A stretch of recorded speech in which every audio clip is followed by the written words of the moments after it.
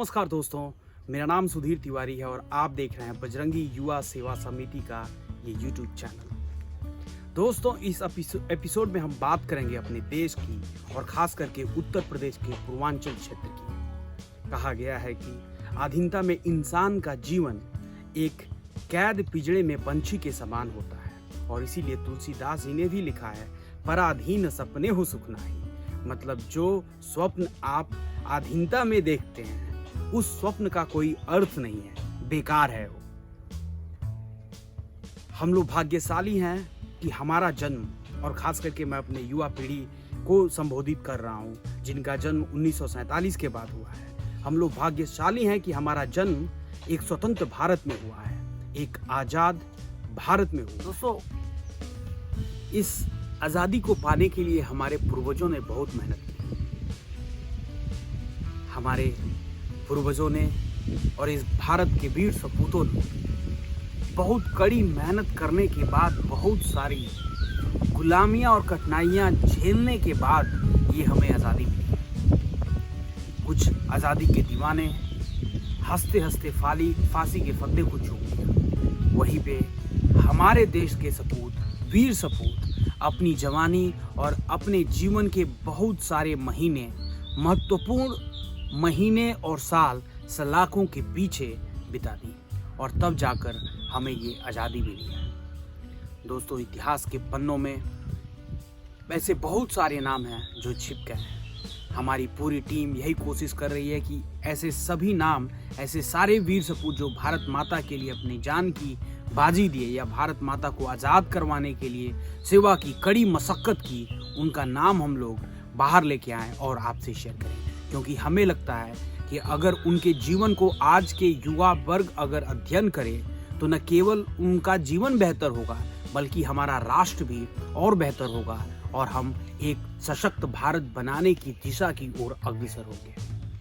1857 में जब स्वतंत्रता की प्रथम बिगुल बजी भारत में, तब पूर्वांचल वालों ने बढ़ चढ़कर इसमें हिस्सा लिया। उस वक्त गोरखपुर के जो मेजर स्टील थे, जो अंग्रेजी सेना के 17वें अधिकारी थे जो गोरखपुर में तैनात थे, उनकी रात की नींद उड़ गई। उसके बाद से उन्होंने क्या किया, जो गोरखपुर में खजाना होता था, अंग्रेजी जो खजाना गोरखपुर में होता था, उसको इन्होंने शिफ्ट किया आजमगढ़। आजमगढ़ जब हटा दिया गया तभी जाके अंग्रेजों ने चैन की सांस ली। आजमगढ़ में भी उधर विरोध हुए, सैनिकों ने विद्रोह किया और खजाने पर कब्जा पाने की एक विफल कोशिश की। उसके बाद से जो ये स्वतंत्रता क्रांति की जो लहर थी वो हमेशा फैली रही अपने पूर्वांचल में। उसके बाद से धीरे धीरे ये जो गोरखपुर में जो लहर उठी थी वो देवरिया, कुशीनगर, सलेमपुर, आपके कसिया, वाराणसी, मऊ, हर जिले में फैल गई और इससे लोगों के मन में एक जागृति फैली कि अब बहुत हुआ अंग्रेजों की गुलामी, अब हमें चाहिए आज़ादी। और ये जो आज़ादी था, वो जो लहर थी, वो हर घर घर में फैल गई। दोस्तों, उसी बीच एक महान स्वतंत्रता सेनानी का जन्म उस वक्त के गोरखपुर जिले के कसिया तहसील फाजिल नगर ब्लॉक के अंतर्गत ग्राम भूलन छपरा, जो बदराव ग्राम सभा में आता है, वहां पे हुआ। इस महान स्वतंत्रता सेनानी का नाम है श्री मान मुक्तिनाथ तिवारी।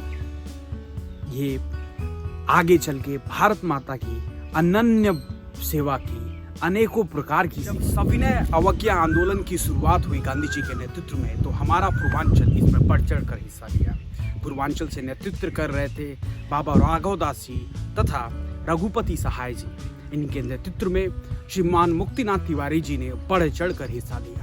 गांव गांव गए, लोगों की टोली बनाई और जो भी इनको आज्ञा मिला, जो भी इनको आदेश मिला अपने उत्तर प्रदेश के लीडरशिप के द्वारा, उसको उन्होंने फॉलो किया। कहा जाता है कि वो केवल उत्तर प्रदेश में ही नहीं, पूर्वांचल में ही नहीं, बल्कि वो बिहार जो इधर से सीमावर्ती एक प्रदेश है, वहाँ पे भी जाके लोगों को इकट्ठा किया और आज़ादी क्यों चाहिए हमें, क्यों आखिर हम आज़ाद होना चाहते हैं, इस बात को भी उन्होंने बहुत ही विधिवत लोगों को समझाई। अंग्रेजों के आँख की सुरमा बन गए धीरे धीरे उनके मेहनत से, उनके एक्टिव पार्टिसिपेशन की वजह से, अंग्रेजों की आंख के किरकिरी बन जाने के कारण अंग्रेजों ने उनको एक दिन गिरफ्तार किया और उन्हें 6 माह की कड़ी सजा सुनाई।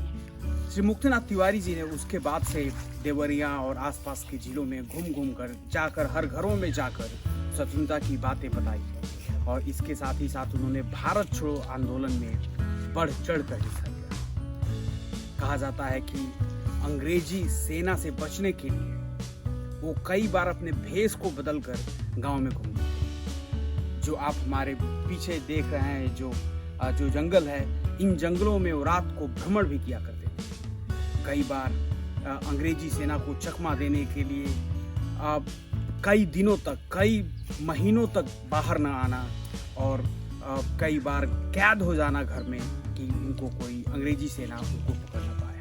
आज़ादी के ऐसे अदम्य, ऐसे महावीर पुरुष को अंग्रेजों ने भारत छोड़ो आंदोलन के लिए फिर से गिरफ्तार किया और उनको 1 साल की कड़ी सजा सुनाई। दोस्तों, 1942 की जो थी भारत छोड़ो आंदोलन, उसकी अपार सफलता के बाद भारत को, हमारे हिंदुस्तान को फाइनली आज़ादी मिल गई 1947 में।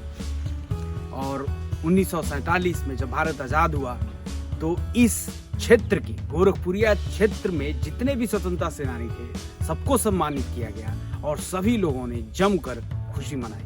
उसके बाद से श्रीमान मुक्तिनाथ तिवारी जी ने सभी स्वतंत्रता सेनानियों के साथ मिलके एक सोसाइटी का गठन किया और इस बार इन सभी लोगों ने बीड़ा उठाया कि जो देवरिया जो जिला है, उस वक्त गोरखपुर पहले एक जिला था लेकिन उसके बाद से देवरिया जिला बन गया, और इन लोगों ने सब मिलके डिसाइड किया, सभी स्वतंत्रता सेनानियों ने डिसाइड किया कि अब हमारे जिले में जो शिक्षा व्यवस्था है उसको सुदृढ़ करना है और इसके लिए एक सोसाइटी बनी।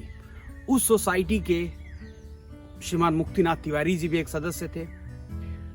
उन्होंने उस सोसाइटी को मन तन धन, मैं फिर से कह रहा हूं, तीनों चीजों के साथ, मन तन और धन, तीनों के साथ उन्होंने सहायता किया और उसके बाद से एक इंटर कॉलेज खुला जो कुशीनगर जिले में आज के समय में फाजिल नगर में है, जिसका नाम है पवानगर महावीर इंटर कॉलेज। दोस्तों, मुझे लगता है कि अगर उनके जीवन के बारे में अगर हम और जानें, इससे हम सभी लोगों का फायदा होगा। आइए चलते हैं हम उनके पैतृक निवास पे और मिलेंगे उनके परिवार के लोगों से और जानने की कोशिश करेंगे बाबा श्री के जीवन के बारे में।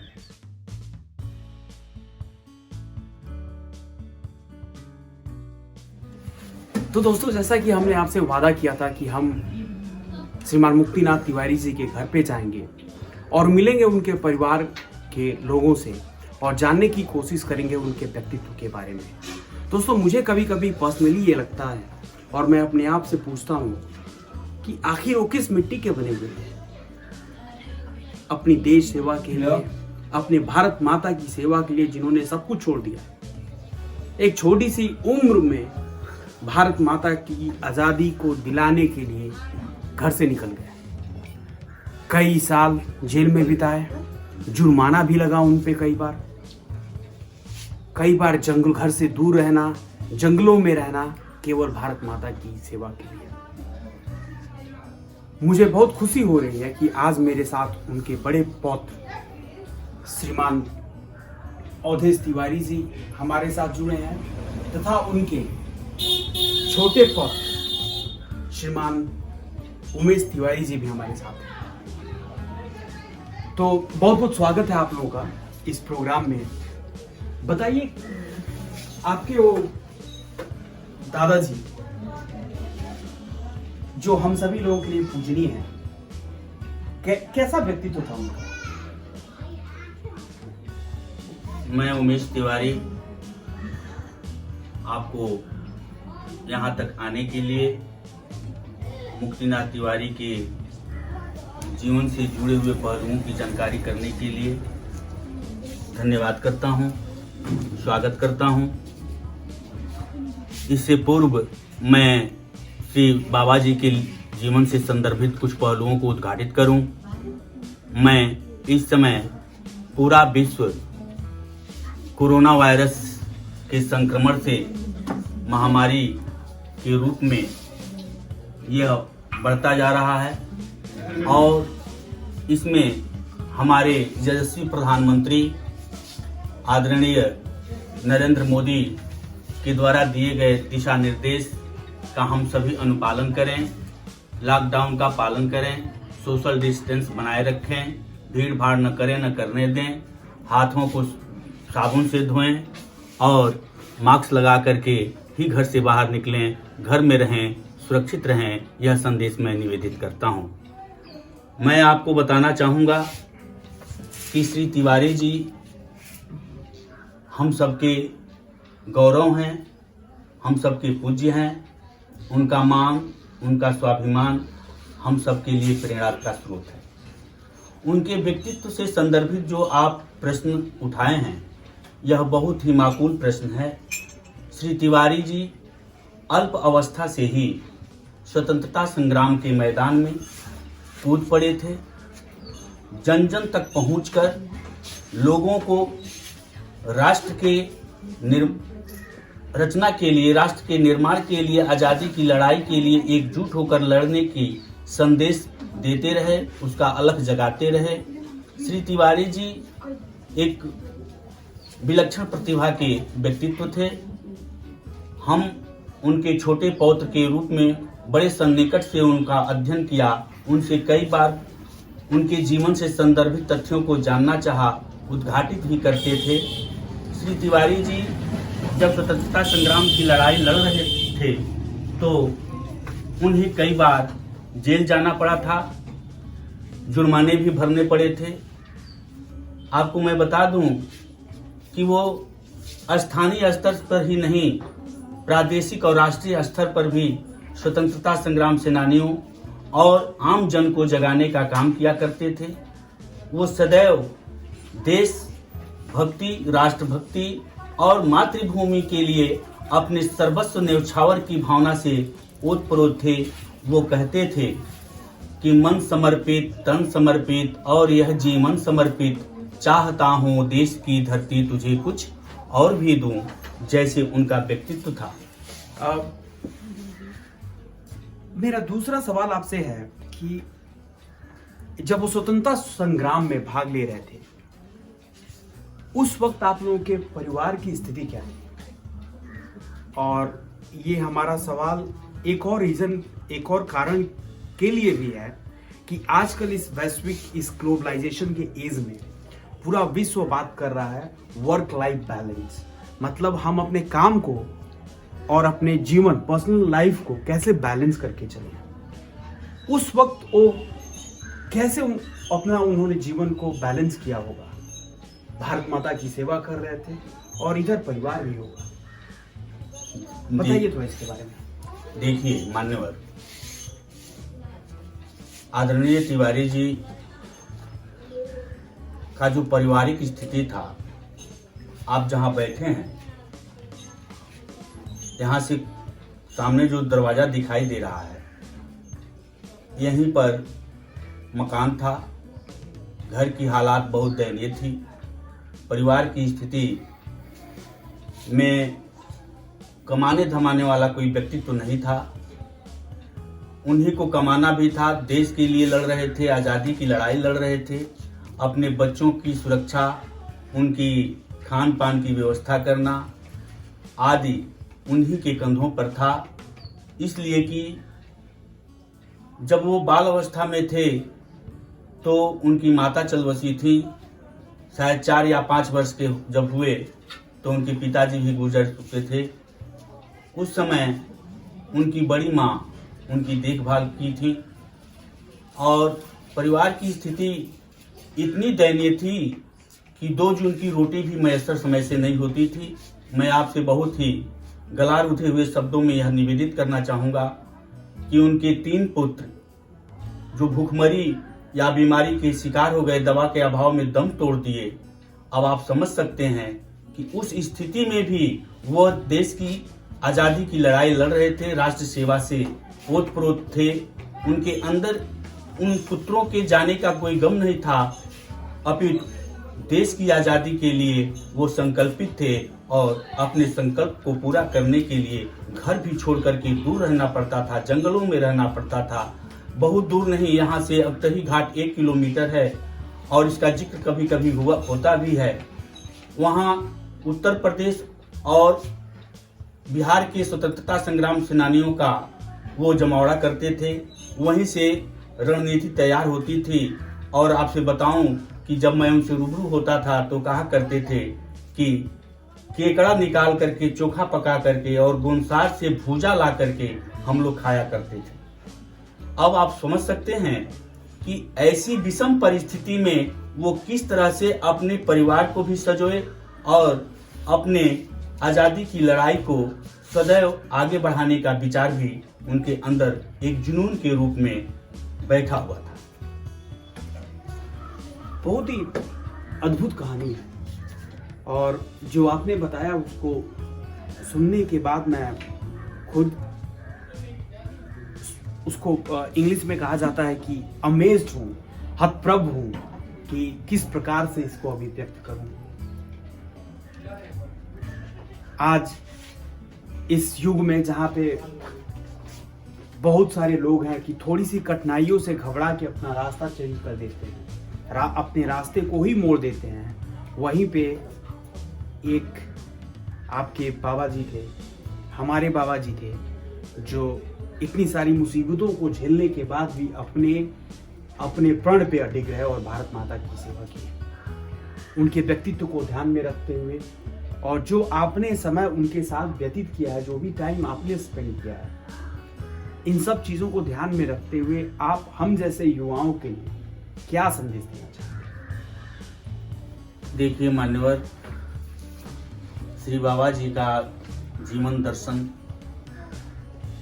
हम लोगों के लिए एक दर्शन है, एक तीर्थ है। उनका व्यक्तित्व से संदर्भित जो आपका प्रश्न था या दूसरा जो प्रश्न था, जो परिवार की स्थिति थी, यहाँ तक कि मैं आपसे यह कहने के लिए भी यह कहना भी चाहूंगा कि उनका घर भी जला दिया जाता था। क्रूर अंग्रेज उनको मारते थे, पीटते थे, घर जलाते थे और फिर भी वह अपनी हिम्मत को कभी हारे नहीं। यह युवाओं के लिए एक प्रेरणा स्रोत होना चाहिए कि हम सदैव अपने संकल्पों के साथ आगे बढ़ते रहें। संकल्प जब मजबूत होगा तो उद्देश्य की प्राप्ति होगी। कहा भी जाता है कि कौन कहता है आसमान में छिद्र नहीं होता, अरे तबीयत से एक पत्थर तो उछालो। शायद इसी अवधारणा पर श्री मुक्तिनाथ तिवारी जी काम करते रहे। वो सदैव देश और देश सेवा के लिए, देश के लिए समर्पित थे और उनका जो जीवन हम आपसे शेयर करना चाहेंगे कि तब हम 1986 में एंट्रेंस की परीक्षा पास की। यही जगह है जब वहां बैठे थे तो जब रिजल्ट आया सामने तो वो रो पड़े थे, इसलिए कि उस समय बहुत सारे ऐसे भी स्टूडेंट होते थे कि जिनको परीक्षा उत्तीर्ण करने में कठिनाई भी होती थी। और आह्लादित भी हुए, प्रसन्न भी हुए, परंतु यह दुर्भाग्य मेरा था कि उनका सेवा करते हुए उनके जीवन को जो मैं देखा करीब से, उनके व्यक्तित्व को जिस तरह से मैं करीब से देखा, मैं आपसे बताऊं कि उनके अंग्रेजों के मार खाने से उनका शरीर भी दुर्बल हो गया था। चोट लगने से शरीर पर घाव भी हो गया था। हम परिवार के जन उनके घावों को साफ करते, मरहम पट्टी करते, साथ ही साथ उन्हें नहलाना, शौचादि आदि के लिए बाहर ले जाना और अपने हाथ से भोजन कराना, ये सब काम हम परिवारजनों के लोग किया करते थे।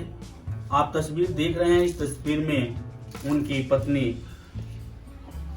स्वर्गीय श्रीमती राम सखी देवी हैं। इनका बड़ा ही योगदान रहा उनके स्वतंत्रता संग्राम में।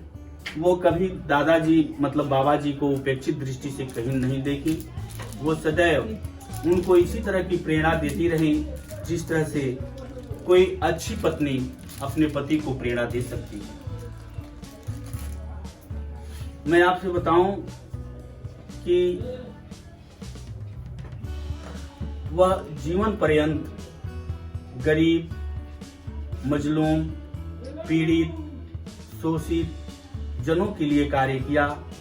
कभी भी मैं आपसे बताऊं, उनकी डायरी, अभी हमारे पास कुछ डायरियां भी हैं जो वो दैनिक लिखा करते थे और वो दे करके खुश होते थे, लेने में विश्वास नहीं रखते थे। लेना उनके जीवन का, आपसे बताऊं कि वो स्वतंत्रता संग्राम के लिए जब वो पेंशन भी मिलना चालू हुआ तो पेंशन लेने से भी अस्वीकार कर दिए थे। तत्कालीन अधिकारी आकर के उनसे नम्र निवेदन करके कि आप पेंशन तो लीजिए, उनके आग्रह पर उन्होंने पेंशन लेना स्वीकार किया और जब तक जीते रहे उस पेंशन से हम लोगों का भी अपना भी भरण पोषण करते रहे। उनके चले जाने के बाद एक तरह से हम लोग हताहत हैं। एक तरह से हम लोग समझिए कि कहा जाता है कि जिस तरह से दीपक का लौ बुझ जाता है तो अंधेरा हो जाता है, तो इस घर का जो चिराग था वो जो दीपक था। 1989 में 31 जनवरी के दिन 4 बजे भोर में आपके सामने जो ये एक छोटी सी कोठरी है, इसी कोठरी में उनका प्राणांत हुआ था। मैं युवाओं से संदर्भित युवाओं के लिए यह संदेश देना चाहूंगा कि हमें उनसे प्रेरणा लेनी चाहिए और ऐसे वीर सपूत को हमें सदैव वंदन करना चाहिए, नमन करना चाहिए और उनसे प्रेरणा लेकर के जीवन में कभी हार न मानने वाली, हतोत्साहित न होने वाली, अपितु उत्साह पूर्वक अपने कार्य क्षेत्र में उत्तरोत्तर आगे बढ़ने के लिए हमें संकल्पित होना चाहिए। इसी के साथ मैं जहां तक जो संक्षिप्त जानकारी देना चाह रहा हूं, विशिष्ट पहलुओं को छूने के लिए भी अगर आप कहेंगे तो मैं उनका विशिष्ट पहलू के विषय में भी जो जानकारियां हैं मैं दे सकता हूं। वाकई सचमुच बहुत ही इंस्पिरेशनल लाइफ था, जीवन था उनका। इस हमारी पूरी टीम ने जब इस कहानी के बारे में रिसर्च करना शुरू किया, हमने जब पता लगाना शुरू किया कि कैसा था उनका जीवन, उस जीवन से हमारे पूरे टीम का भी लाभ हुआ है। हम लोग भी उनके जीवन से बहुत कुछ सीखे हैं। मुझे उम्मीद है कि जो भी व्यक्ति उनके जीवन में जानने की कोशिश करेगा या जो भी युवा उनके लाइफ को स्टडी करके उससे कुछ इंस्पिरेशन पाने की चेष्टा से उनके जीवन को देखेगा, वो जरूर ही लाभान्वित होगा। मैं आप दोनों का फिर से अपने चैनल की तरफ से और अपनी पूरी टीम की तरफ से बहुत बहुत धन्यवाद देता हूँ। आपका भी स्वागत है।